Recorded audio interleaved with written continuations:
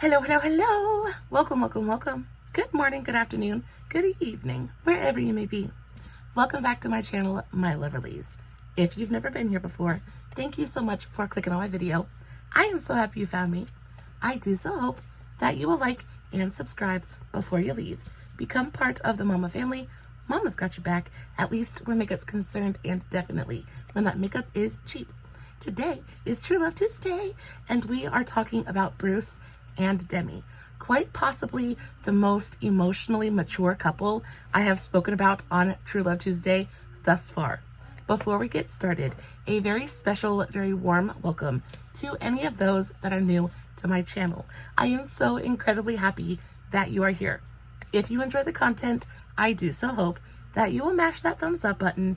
I hope that you will subscribe if you have not already. And I hope that you will ring my bell, turn on your notifications, so that way, next time I upload a video, you can come right back here and we can hang out together again. Also, my eyes are already done. It is impossible for me to do my eye makeup and tell you a story at the same time. I did, of course, film a TikTok on today's eye look, just in case you're interested. I will have the tags for that, as well as all of my other socials, Facebook, Instagram, all that good stuff, listed in the description box below. Guys, if you are not following me on all my other socials, you definitely should go do that. I post fun content every single day, and if you're following me everywhere, you don't have to worry about missing a single moment of it. All right, with all of that out of the way, let's dive into the love story. Bruce and Demi are truly an iconic couple, and even though they've been divorced for quite a long time, at this point, they are still just as close as they ever were. They somehow managed to build a bridge from the broken pieces of their marriage that led them to being able to coexist and co-parent in pretty much perfect peace and harmony. Of course, their story isn't without its own little bits of drama and trauma, but I'm telling you, their story is such a good one. I am so excited to share it with you guys. As always, we're going to talk just a little bit about each of them individually, and then we'll get into their lives together and then beyond. But guys, you better buckle up, get ready. I hope you have just a minute to sit back, relax, hang out with me for a while, get you a big old glass of something to drink, and let's get started. Bruce's backstory really did take me by surprise. I was not expecting to discover what I in fact uncovered. So Bruce was born Walter Bruce Willis on March 19th, 1955. He is around 69 years old, and he was actually born in West Germany, believe it or not. His mother, Marlene, was a native German woman from a town called Kessel, I believe, while his father was an active duty military man. And of course, they met while his father was overseas. He fell in love with Marlene, they got together, and they started a family. After Bruce was born, they had 3 more children, so 4 in total. So Bruce has 3 younger siblings. He has a younger sister named Florence and 2 younger brothers named Robert and David. After Bruce's father was discharged from the military, he got a hankering for his hometown. He missed his home country, so he decided to relocate. The family packed their bags, and Bruce was around 2 years old at this time. They packed their bags and they moved back to David's hometown of Carneys Point, New Jersey. Upon arrival, of course, both of his parents had to find work. Raising 4 children is not cheap, so his mother found a job as a bank teller, while his father ended up working for a nearby factory as a mechanic and also as a welder. If one thing is for certain, it is that Bruce did not grow up with a silver spoon in his mouth. He earned every dollar he ever got. He comes from a long line of blue-collar men, and as for his childhood, it was pretty standard for middle-class America at that time. And though his home life was really fantastic, his parents had a rock-solid marriage, really great home life, Bruce did have his own personal struggles that he had to overcome. When Bruce was younger, he actually developed quite a serious speech impediment. He had quite a terrible stutter. It was impossible for him to get a sentence out. He stumbled over every single word, and it basically just made his life misery. Now, we all know how cruel children can be. We've all been there, and children of his day were no different, maybe even just a little bit worse. And of course, at school, they made his life a living hell, basically. They mocked him and they made fun of him. He was the butt of everybody's joke. They actually even came up with a nickname for him. They used to call him Buck Buck. Not sure what all that is about, but needless to say, school was not a good time for him. And as he got older, the stutter got worse, and it got to a point where he just didn't want to go to school anymore. He didn't want to become a part of the world. Like, he basically just wanted to lock himself away because he was genuinely so miserable. However, he refused to give up on himself. And as he went into middle school and the teasing and the name calling, things like that, continued to get worse and worse, he finally put his foot down and he was like, I've got to do something about this. I've got to figure out how to conquer this. And so he set about looking for solutions. So he signs up for the school drama program and he is up there on stage, and all of a sudden he's delivering his lines and he's not stuttering as much. He realized that the more he focused on the delivery and the more that he kind of escaped from himself and focused on the material, the better his speech impediment got. And with every line delivered and every stutter that didn't happen, his confidence grew and life just got better and better and better. Eventually, he had worked on his stutter so much and to such a degree that it pretty much disappeared altogether. Now, it does still occasionally happen when he's not really paying attention, but for the most part, it absolutely evaporated. And this was pretty much a doorway into an entire new world for Mr. Bruce. A star was born and Bruce fell in love with acting. This was the beginning of his love affair with anything drama. Now, by the time Bruce had reached high school, he was a completely different person. He was so much more confident. He was basically just an all-American boy at that point, and even was so confident that he ended up running for student council president and was elected. Now, guys, high school was a fantastic time for Bruce. He was part of the drama club, he was student body president, and life was just about as good as it gets. Bruce ended up graduating high school in 1973. He graduated from Penn Grove High School at the age of 18. After graduating, he immediately sought out work. He was 18 now. It was time to start helping pay some bills, taking care of himself, that kind of thing. So he found work as a security guard at the Salem nuclear power plant. That lasted for just a little while. Then he found work as a transportation facilitator for the DuPont Chambers Works factory. And then lastly, he found work as a private investigator. And I thought that was such a fun little factoid.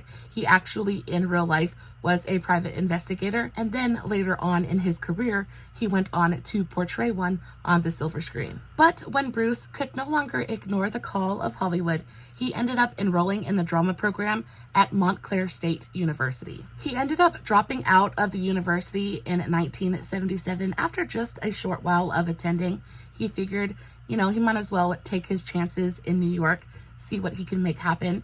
So he packs his bag and he very hopefully heads off to start a new life. Now, unfortunately, Bruce was not discovered immediately. So upon arriving in New York, again, he had to eat, he had to pay his bills. So he finds work as a bartender at the Kamikaze Club in Manhattan. Now, all this while he is living in Hell's Kitchen, and he's basically just eking out an existence and hoping and praying that his luck changes at some point in the near future. His luck did eventually turn around though, and he caught his first role when he was cast as David Addison Jr. in the TV series Moonlighting in 1985. Now, he worked on that show from 1985 through 1989, and this was his big break. He beat out over 6,000 other people for that role. There was an open audition, and he went on just like basically a Hail Mary. Please, Lord, let this work out for me. And it did. Now, of course, that eventually led into Bruce becoming the biggest action hero of his generation. Die Hard was the movie that really catapulted him into becoming a household name.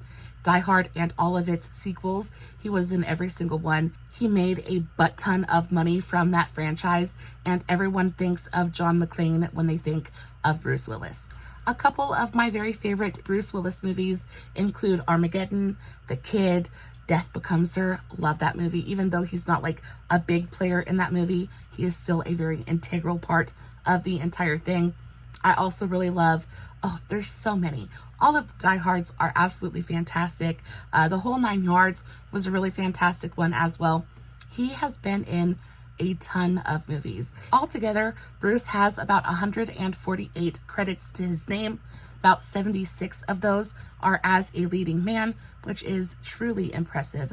Collectively, his movies have grossed over $5 billion at the box office, and currently he is ranked number 20th worldwide when it comes to bankability at the box office. Like, he definitely was a giant star back in the day and is still completely and totally beloved by the people. Now, as shocking as it was to learn about Bruce's backstory and find out those fun little tidbits, Miss Demi's backstory is genuinely heartbreaking for me. And I think part of that is because I identify with it so very much. But y'all, Miss Demi, she did not have a good childhood. Her parents are literal garbage, and I so feel for this woman. She was born Demi Jean Guinness on November 11th, 1962. She is roughly 61 years old. That makes her about 8 years younger than Mr. Bruce. She was born in Roswell, New Mexico, and the circumstances surrounding her birth they're not great, to say the least. Like, they're kind of genuinely awful. She was born to 18-year-old Virginia King, who had just been abandoned by her husband of 2 months, Air Force Airman Charles Foster Harmon Sr.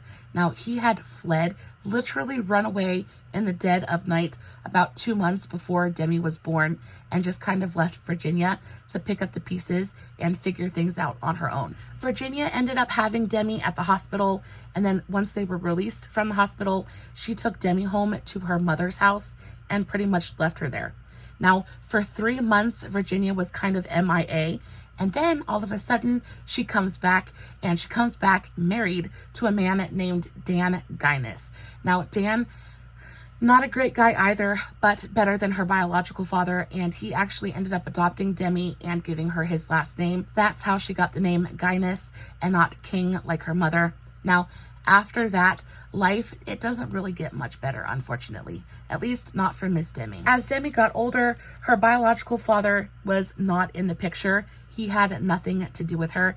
Demi actually didn't even find out that Dan wasn't her biological father until she was around 13 years old, when she got a look at her birth certificate and found out that Dan just wasn't on there. Now, Dan was a newspaper advertising salesman, and he wasn't a very good one, so there wasn't a lot of money to go around, and also he job hopped quite a bit. So because of that, they moved around continuously, and Demi just really never got to put roots down anywhere. She never really got any sense of permanence, and she never got any sense of stability. Now, add to that the fact that Virginia and Dan's relationship was incredibly toxic and extremely volatile, and you have kind of a recipe for disaster. Demi pretty much grew up forgotten. She grew up neglected and very much malnourished. A lot of her teachers said that she would come to school and she would have black, like dark circles on her under eyes from not getting enough sleep. Like, there just wasn't a good home life. And she did have siblings. Now, she had a half sibling from her mother and Dan, but she also had half siblings from her biological father. Now, her biological father did end up reaching out to her as she got a little bit older, but she was never interested in having a relationship with him at all, nor with her siblings from his side. So pretty much was just Demi and her younger brother. Now, she did have a younger brother named Morgan that she was very close with and tried very hard to take care of and be a good big sister to, but just the situation at home made it pretty much impossible. So the only thing on Demi's mind really was just survival. Dan ended up moving the family. Like I said, he job hopped quite a bit, and they moved very often because of that.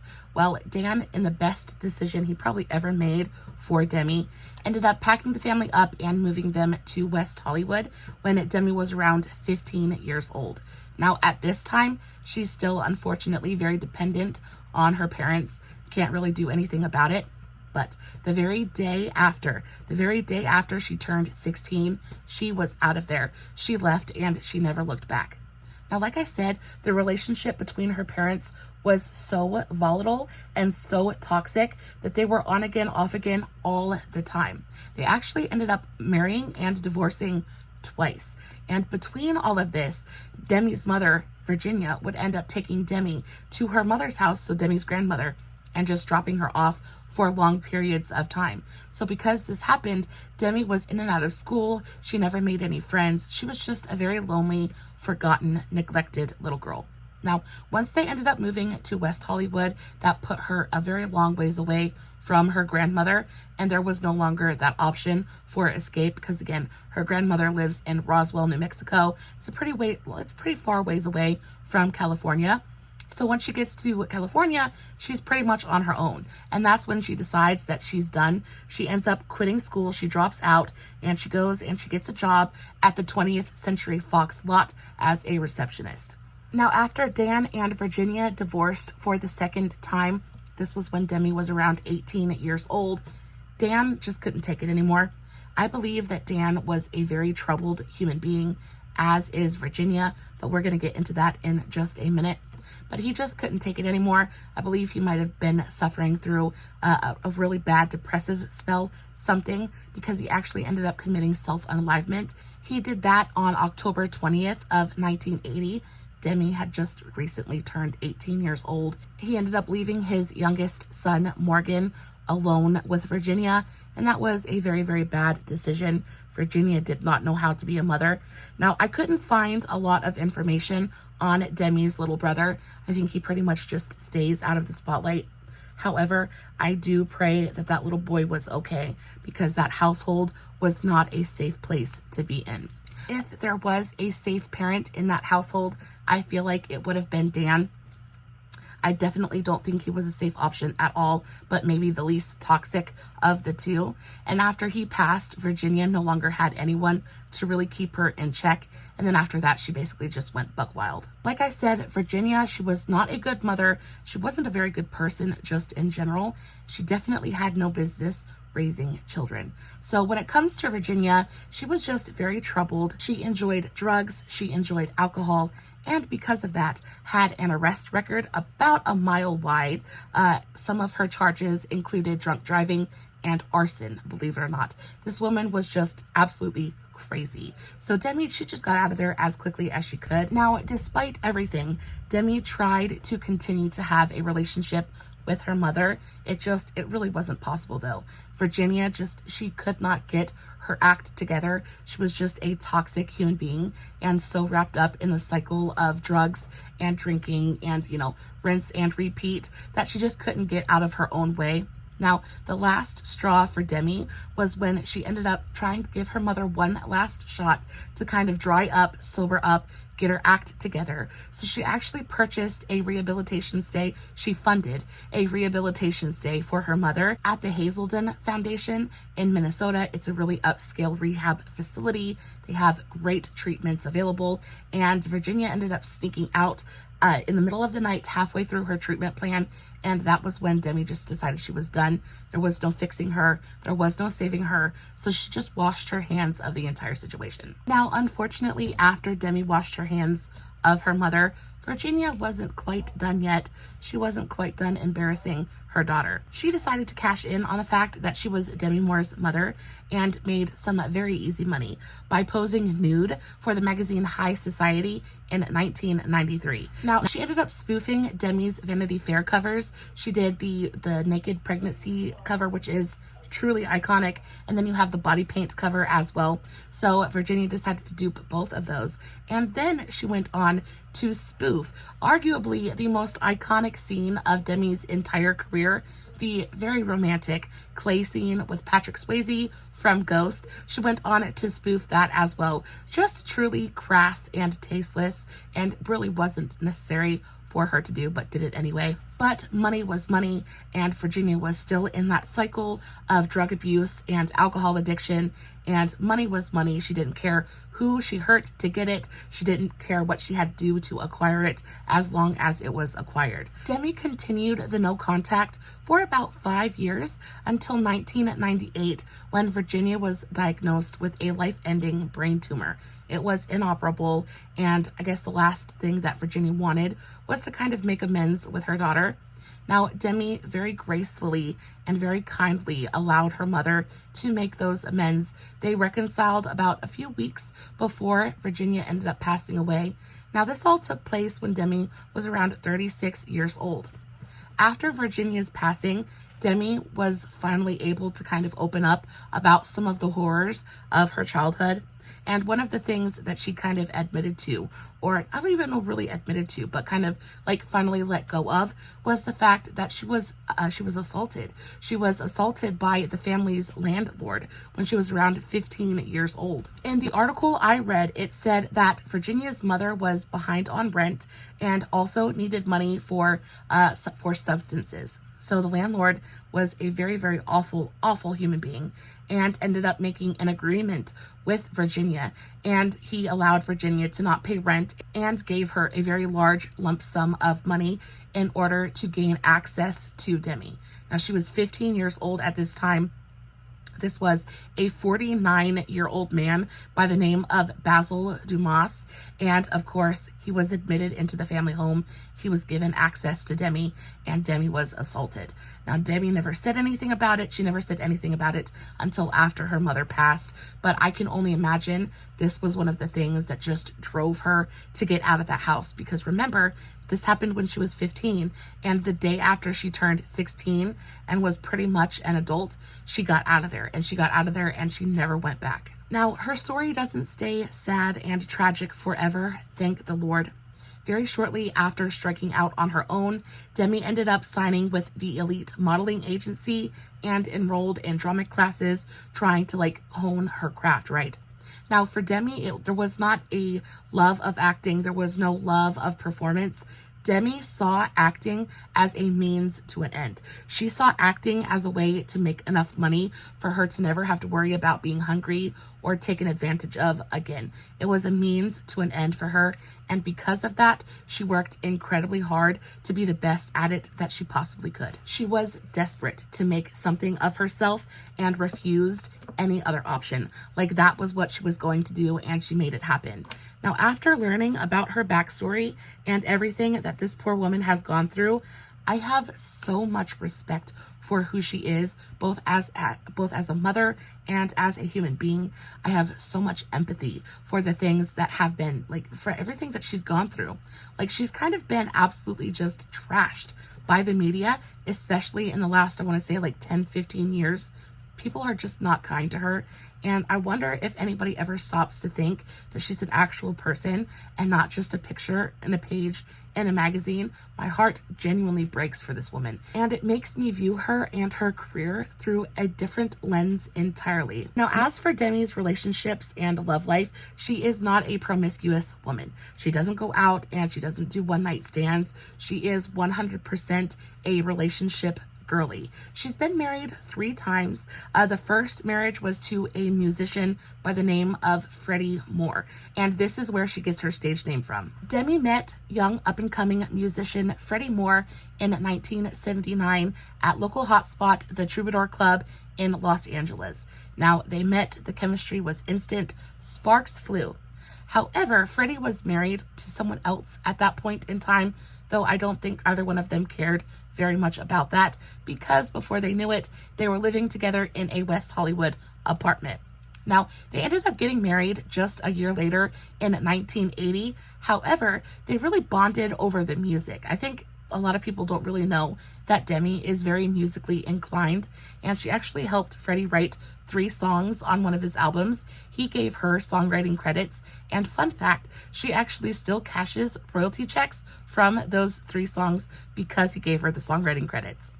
So her and Freddie, they end up staying married for about 5 years until 1985, when she gets cast in the movie St. Elmo's Fire. Now, at this point, her relationship with Freddie is pretty much already over, and then she meets Emilio Estevez, and she falls madly, deeply, truly, head over heels in lust for this man. They work together, the chemistry is insane, and before the public knows what's happening, they're announcing that they're engaged, and they set a wedding date for December of 1987. Now, this is where Demi meets the true love of her life, Mr. Bruce Willis.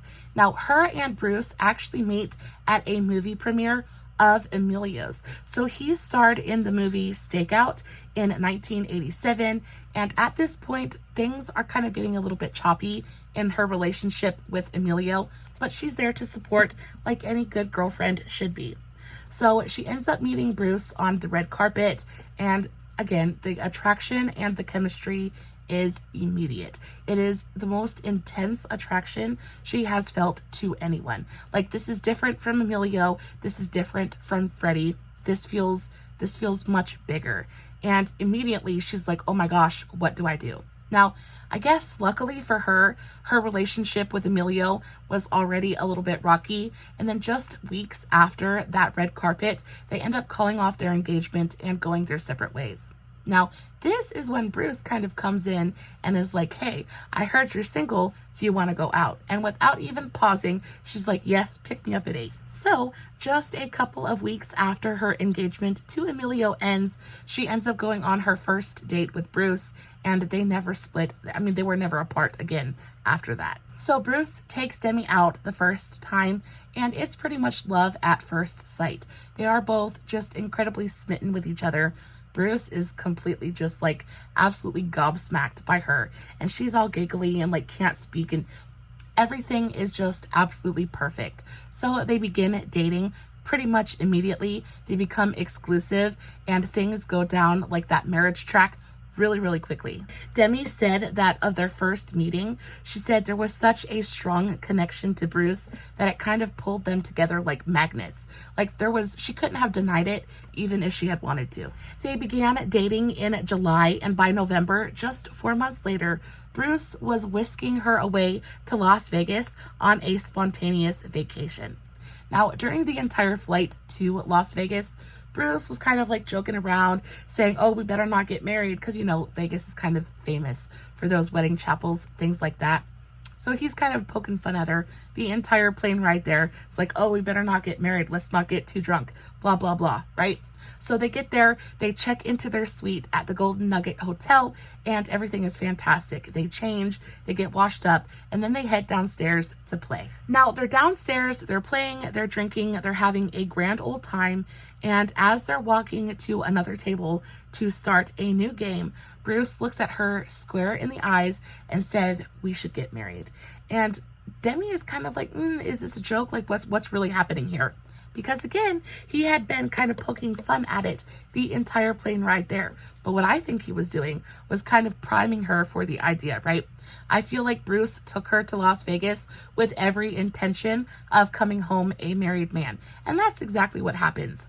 She says yes because why not? They end up getting married in the suite at the Golden Nugget Hotel, just in front of a handful of people. And their like spontaneous vacation ended up turning into a honeymoon.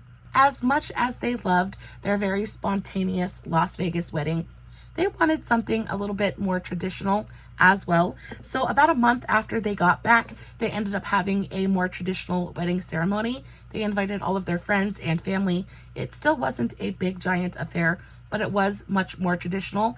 And fun fact number 2, actually, little Richard was the officiant for their wedding, which I think is so much fun. They got started on building a family almost immediately after they got married. I want to say a little bit under a year after they met for the very first time.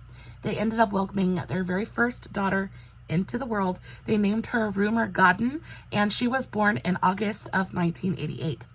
Fun fact number 3, they actually ended up naming her after their very favorite British fiction novelist by the same name. Their daughter immediately became the sole focus in both of their lives. They would go on to stagger projects and make sure that one of them could be at home with their baby at all times. They didn't want their daughter being raised by people that weren't them. Both Bruce and Demi took to parenthood like birds to the sky. Demi, she didn't really have a good role model. She didn't really have anything to base her parenting style off of.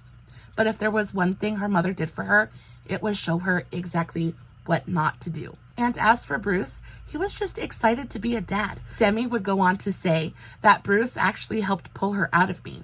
He was there with his hands ready to catch her. he is as passionate and as excited and as driven about being a father as he is with everything else that he does. About 2.5 years later, they got the opportunity to work together for the very first time on the film Mortal Thoughts. I have never seen that movie, but now I really, really want to. It was a great opportunity for them to get to spend a little bit of extra time together and to learn to appreciate the way that each of them chose to approach the work, because they both have very different acting styles. So that was great. Also, this is when she ends up getting pregnant with baby number 2. So they welcomed another little bundle of joy, their second daughter, Scout, on July 20th, 1991. And then, keeping with the theme of about 3 years in between pregnancies, they welcomed the final addition to their family, their third daughter, named Tallulah, on February 3rd, 1994. And then, all of a sudden, they surprised the world 4 years later and announced that they were getting divorced. Like, they went from being that perfect Hollywood couple to being separated, and people were just kind of like shell-shocked by the whole thing. And then not only that, but the way that they approached their divorce was singular in any other couple that I have ever researched or talked about. They exhibited more emotional maturity than I think most people will ever be capable of, to be quite honest. So Demi and Bruce ended up announcing their separation in June of 1998.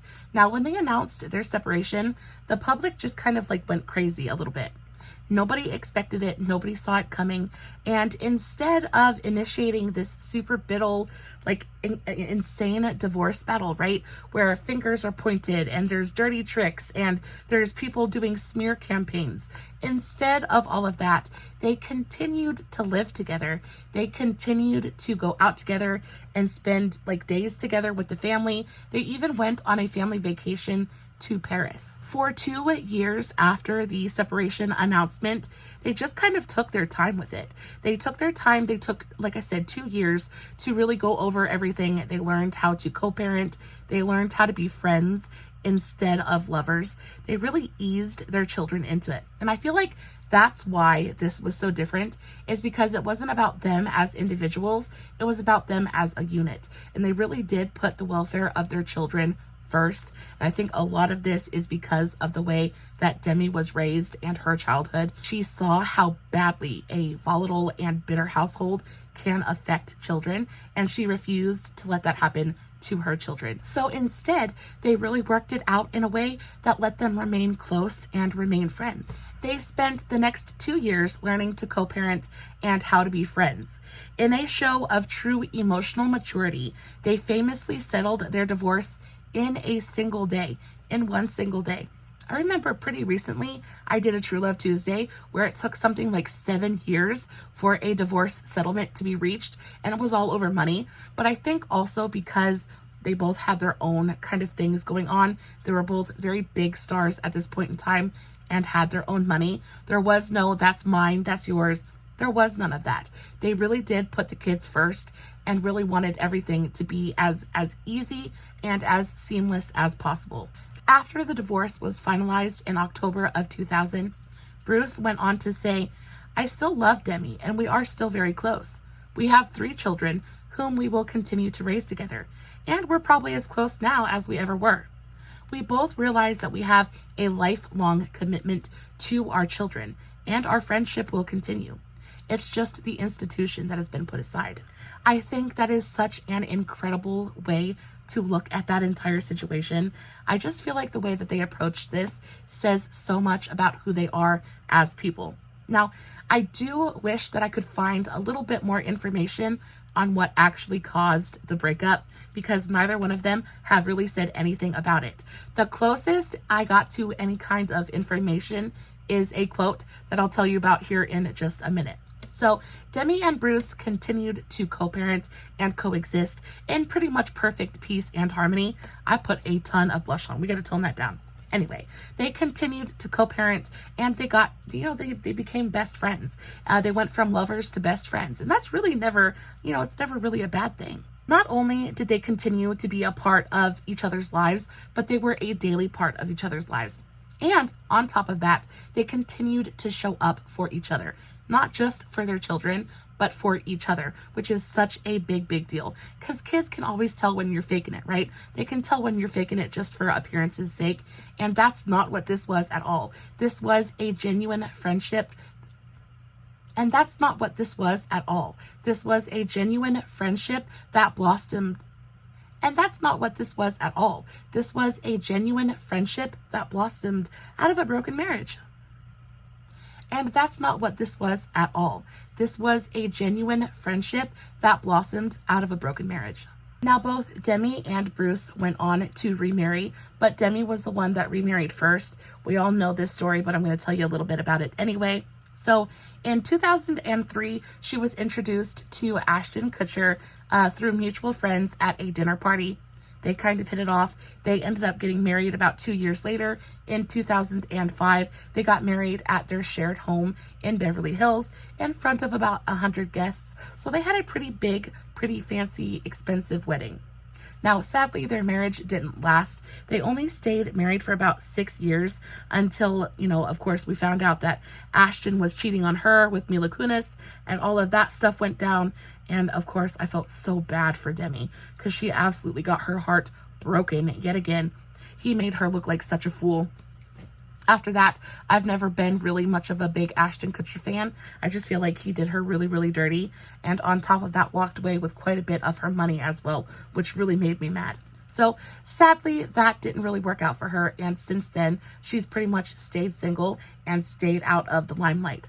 Now, Bruce showed his support, and he was at her wedding along with all of her daughters. And Ashton, up until the whole cheating scandal, had a pretty great relationship with both Bruce and Demi's daughters. Like, they all went on family vacations together, all of that good stuff. And then, he had to go ahead and ruin it and absolutely just break Demi's heart again by cheating on her. And she was already just like insecure and just really messed up about that whole relationship in the first place because the tabloids were so mean to her about it. I just felt so bad for her in that situation. And then Bruce, he waited just a little bit longer than Demi did to get remarried, but he did remarry eventually. He too remarried to someone quite a bit younger than him. He ended up marrying model Emma Hemming in 2009 at his home in Parrot Cay, Turks and Caicos. Now, it's the same story with Bruce's wedding as it was for Demi's. All the girls were there. Demi showed up with Ashton. Everybody had a great time. Though Bruce's and Emma's wedding was much smaller than Ashton and Demi's, it was very much like an intimate family kind of affair. But it was a great day. They had a bunch of fun. And honestly, Bruce, he's got a great picker on him because him and Emma are still married to this day. Bruce and Emma went on to have 2 children together. They had Mabel Ray in 2012 and then Evelyn Penn in 2014. But did you know that men are the ones that determine the sex of the babies, which I think is so wild because Bruce is 5 for 5. He's got 5 daughters, which I think is so much fun. Bruce and Demi, along with their new spouses, all continued to love and support each other. They all vacation together. Everything is just, they actually call it their tribe. So you have all of these people who have collectively made the choice to be friends and support each other. And I think it is such an incredibly beautiful, beautiful thing. Now, Demi doesn't speak about the divorce very often at all. She really just doesn't do a lot of press just in general. But she was asked, especially around quarantine, all of that good stuff, she was asked how she maintains such a beautiful relationship with her ex-husband. And she went on to say, "It's a very funny thing to say, but I'm very proud of our divorce. I think Bruce was fearful at the beginning that it would make our split difficult and that I would express my anger and whatever baggage I had left from our marriage by obstructing his access to the kids. That I'd turn to all of those nasty tricks divorcing couples use as weapons. But I didn't, and neither did he. We managed to move the heart of our relationship, the heart of what started our family, into something new that gave the girls a loving and supportive environment with both parents." In 2020, they confused and confounded the world yet again when they decided to isolate together with their children at their home in Idaho. When the COVID-19 pandemic first started, they hunkered down, and everybody expected Bruce to hunker down with his wife Emma and their daughters. but that's not what happened at all. The way that it happened, Emma and their daughters were actually out and about. They were in a different state. I think they were off doing something. And Demi was there with all 3 of their daughters. So they ended up isolating together, Bruce, Demi, and the 3 girls. And people thought that was just absolutely insane. People were wondering why Emma wasn't so upset. They were wondering if a divorce was on the horizon for him and Emma, and that just wasn't the case. I think that while Bruce and Demi do still have quite a bit of love for each other, I do not think that it is a romantic love in any sense of the word. I do not think that it is a romantic love in any sense of the word. I think that she genuinely cares for him because he's been a part of her life for like 40 years at this point. And I also think that it's just, they're friends. They know each other. They're comfortable with each other. And also, Demi went on to say that it was pretty much a blessing in disguise because it gave them a chance to kind of sit down and work out, because of course no relationship is without its issues or without, things that need to be addressed. And she said that it was an opportunity for them to really sit down and address the things that had maybe been neglected or overlooked. And at the end of the isolation, things were so much better. Like, they had a very clear understanding of what they needed to work on.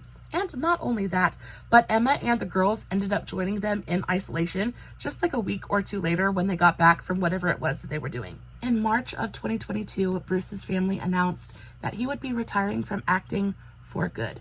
It was later revealed that Bruce had been diagnosed with aphasia, and aphasia is a degenerative disease that really affects your ability to communicate. So the ability to speak, it pretty much takes that away. A little under a year after that, in February of 2023, Bruce's wife then revealed that the aphasia had turned into dementia. And we all know what dementia is. It is a truly awful disease. And since then, there really haven't been too many updates. We do know that Bruce is still with us. His daughters posted a really gorgeous, heartfelt tribute to him for Father's Day over on Instagram. All I know is whatever happens from here, Bruce is surrounded by people who truly love him and truly want nothing but the best for him. Now, that's definitely not the ending I wanted for today's True Love Tuesday. Unfortunately, not everything can be a happy ending. I do know that Bruce will always and forever be John McClane, that super big, baddie kind of like hero in my mind, and about 100 million others as well. Guys, I love you so very much. I hope you enjoyed today's video as much as I did. This is today's finished look. What do we think? Do we like it? Do we love it? Let me know in the comments below. As always, no filters, no fancy lighting. It is just me sitting in front of my camera, playing with some makeup, hoping you guys are enjoying what I'm doing. If you did enjoy today's video, don't forget to give it a big old thumbs up before you leave. As always, I love you so very much. And until next time, stay safe, take care of yourselves, and remember, you're important. Bye.